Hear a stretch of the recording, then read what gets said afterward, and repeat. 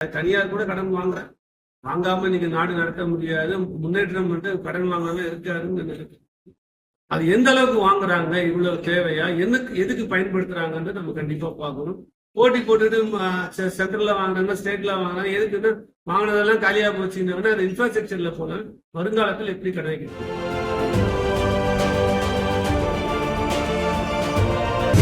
சொல்லுவாங்க, கேட்டா வந்து நான் இவங்ககிட்ட தானே வாங்குறேன், கான் வாங்குறேன், இங்க வாங்குறேன், கிரேப்ஸ் வாங்குறேங்கிறாங்க. அது எப்படி போகுதுன்னா அது பெரும் முதலாளிகளுக்கு போகுது.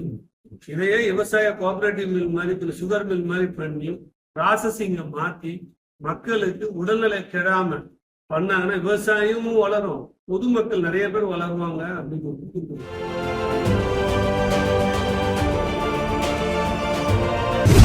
ஐஜேகே கட்சியின் கோவை, திருப்பூர், ஈரோடு, நீலகிரி மாவட்ட நிர்வாகிகள் துடியலூரில் நடைபெற்ற ஆலோசனைக் கூட்டத்தில் கலந்து கொண்டனர். மாநில தலைவர் ரவி பச்சமுத்து, கட்சி வளர்ச்சி, விவசாயிகள் கல் விடுதலை கருத்தரங்கிற்கு ஆதரவு, மும்மொழி கொள்கை, தமிழகத்தின் கடன் நிலை, சீமானின் வழக்கு மற்றும் கல் விவசாயிகளை ஆதரிக்கும் அரசின் நடவடிக்கைகள் குறித்து கருத்து தெரிவித்தார். உங்களது கட்சியை சார்ந்த அனைத்து உறுப்பினர்களும் கலந்தாய்வு கூட்டமாக நடத்தி கொண்டிருக்கிறோம். சோழர் முன்னரத்தை எப்படி சிறப்பாக வழிநடத்த வேண்டும் அனைத்து நிர்வாகிகளுக்கு ஆலோசனை. அது மட்டுமல்ல, நாளை நடக்கின்ற விடுதலை கல் விடுதலை கருத்தரங்கம் அதுக்கு வந்து இந்திய ஜனநாயக கட்சி சார்பா நாங்கள் ஆதரவு தெரிவிக்கிறோம். அதுக்கு அந்த கூட்டத்திற்கு இந்திய ஜனநாயக கட்சி நம்மளுடைய கட்சி உறுப்பினர் அனைவரும் வந்து கலந்துக்கிறாங்க. அதை எப்படி கொண்டு வந்ததை டிஸ்கஸ் பண்ணி எல்லாருக்கும் ஏற்பாடு செய்யப்பட்டிருக்கிறது. எங்களுடைய மும்மொழி கொள்கையை பற்றி இந்திய ஜனநாயக கட்சி ரொம்ப கிளியரா சொல்லியிருக்காங்க.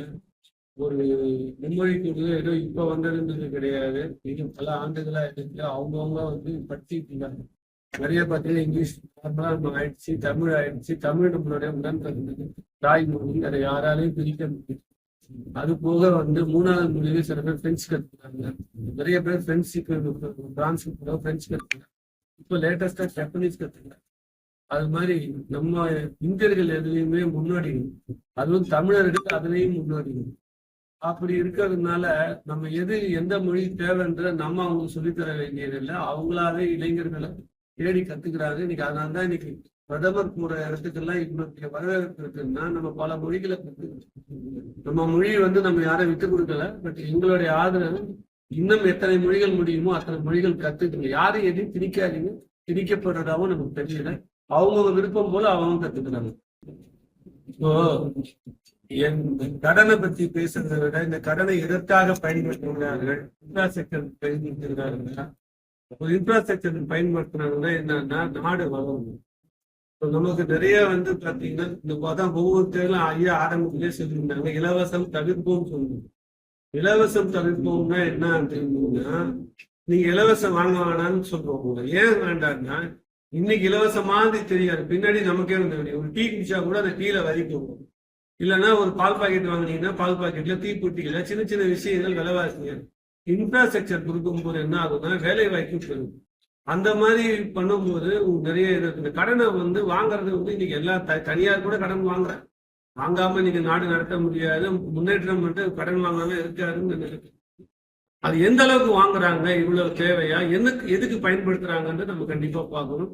போட்டி போட்டுட்டு சென்ட்ரல்ல வாங்குறாங்க, ஸ்டேட்ல வாங்குறாங்க, எதுக்குன்னு வாங்கினதெல்லாம் காலியா போச்சுன்னா அது இன்ஃப்ராஸ்ட்ரக்சர்ல போல வருங்காலத்தில் எப்படி கிடைக்கும். இது வந்து அவர் தனிப்பட்ட பிரச்சனைங்க. அதை வந்து நம்ம அரசியல்ல கோர்ட்டு தான் முடிவு பண்ணுது. நம்ம அதுல போய் கருத்து என்னை பொறுத்த வரைக்கும் ஒரு அரசியல்வாதிக்கு ஒரு பொது வாழ்க்கையில் இருக்கிறவங்களுக்கு நிறைய நல்ல கருத்துக்கள் இருக்கு. இது வந்து தேவையற்ற கருத்து. அப்படி அவர் என்ன செஞ்சிருந்தாலும் செய்யலனாலும் இது வந்து எடுக்க வேண்டியது இல்லைன்னு என்னுடைய கருத்துங்க. ஏன்னா தனிப்பட்டது அவங்க கோர்ட்டுக்கும் அவங்களுக்கும் அந்த 3 பேருக்குள்ள பிரச்சனை. இதை வந்து இதுக்கு ஒரு டிபேட், இதுக்கு ஒரு டைத்தை ரெஸ்ட் பண்ண வேண்டாம்ன்ற என்னுடைய பர்சனல். உலகம் பூராவுமே விவசாயிகள் தான் வந்து இந்த மாதிரி வைன் எடுத்துக்கங்க, பிராண்டி எடுத்துக்கங்க, விஸ்கி எடுத்துக்கங்க, விவசாயிகளுக்கு பெனிஃபிட் ஆகுற மாதிரி ப்ரொடியூஸ் பண்ணி அதை வெளிநாட்டுக்கு விட்டாங்கன்னா நல்ல லாபம் கிடைக்கும். நம்ம வந்து இப்ப அதை வந்து தடுத்துட்டு ஏதோ ஒரு ஆலையா கொண்டு வந்து ஒரு இண்டஸ்ட்ரியா கொண்டு வந்து விவசாயிகளுக்கு அதுல எந்த பயனும் இல்லை. சொல்லுவாங்க, கேட்டா வந்து நான் இவங்ககிட்ட தானே வாங்குறேன், கான் வாங்குறேன், இங்க வாங்குறேன், கிரேப்ஸ் வாங்குறேங்கிறாங்க. அது எப்படி போகுதுன்னா அது பெரும் முதலாளிகளுக்கு போகுது.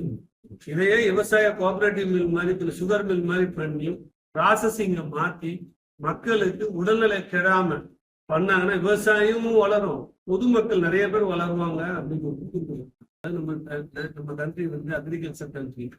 அதுக்கு வந்து டாக்ஸ் போடாம இருக்கு நல்லா இருக்கும்.